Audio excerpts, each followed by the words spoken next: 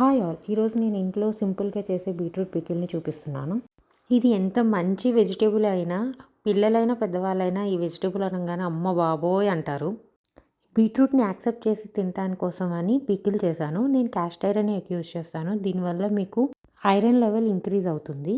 దీనివల్ల మీకు ఈవెన్‌గా హీట్ అయితే స్ప్రెడ్ అవుతుంది. అండ్ నేను ఆయిల్‌లో అయితే కొంచెం సాల్ట్ ఫస్టే యాడ్ చేస్తున్నాను.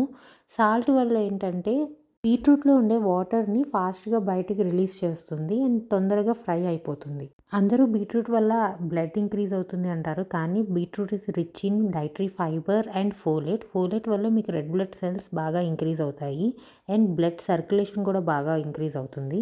చలికాలంలో కొంచెం బ్లడ్ సర్క్యులేషన్ తగ్గుతుంది. ఇలా బీట్రూట్ తినటం వల్ల ఇంకా మీకు బ్లడ్ సర్క్యులేషన్ బాగా ఇంప్రూవ్ అవుతుంది.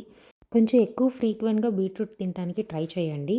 అండ్ నేను దీంట్లో సింపుల్‌గా ఫ్రై చేసేసి మెంతి పొడి, పసుపు, ఉప్పు, కారము బాగా కలిపేసి ఓవర్‌నైట్ వదిలేసానండి. నెక్స్ట్ డే మార్నింగ్ కొంచెం నిమ్మరసం వేసి మళ్ళీ ఇంగువ పోపు పెట్టాను.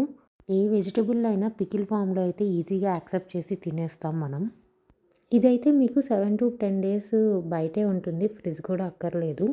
పూర్వకాలంలో ఫ్రిడ్జులు లేనప్పుడు ఇలాగే పికిల్స్ చేసేవారండి. అన్ని వెజిటబుల్స్‌ని ఎక్కువ రోజులు నిలువ ఉంటాయి అని. ఇది కొంచెం పులుపు, ఉప్పు, కారం, తీపి కూడా ఉంటుంది. బీట్రూట్‌లో ఉన్న స్వీట్‌నెస్ కూడా తగులుతూ. For more content like this please follow my channel Amrit Aahar. Thank you all.